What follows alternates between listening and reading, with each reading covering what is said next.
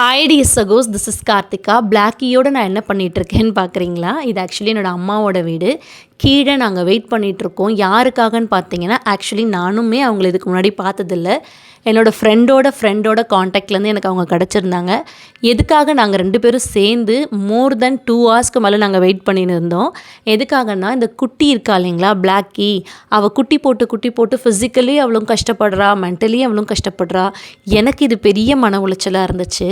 So குட்டி போட்டு அதுங்க சாகிறத பார்த்து அழுது எமோஷ்னலி வீக் ஆக வேண்டாம், அண்ட் ஃபிசிக்கலி அவளும் நிறைய கஷ்டப்படுறா அப்படிங்கிறதுக்காக. பிகாஸ் மழை பெய்யுது, வெயில் அடிக்குது, குட்டிங்க ரொம்ப கஷ்டப்படுதுங்க.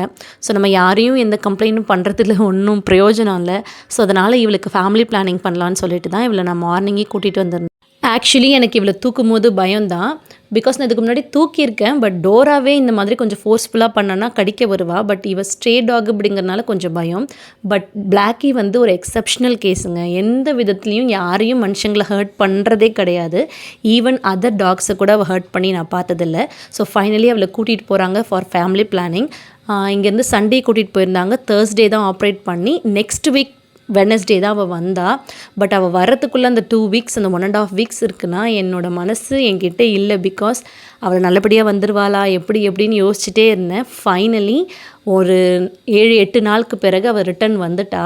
ஆக்சுவலி 7 நாள் அவங்களே வச்சு நல்ல ஃபுட்டெல்லாம் கொடுத்து பார்த்துக்கிட்டாங்க. அவளை கூட்டிகிட்டு வரதுக்கு 2 நாளுக்கு முன்னாடி குட்டிக்காக ஒரு 2 இன்ஜெக்ஷன் சொல்லியிருந்தாங்க ஸ்டெரிலைஸ்க்காக. நான் அதை வாங்கி வச்சுருந்தேன். அவளுக்கு போட்டுட்டு இவளை விட்டுட்டு போயிட்டாங்க.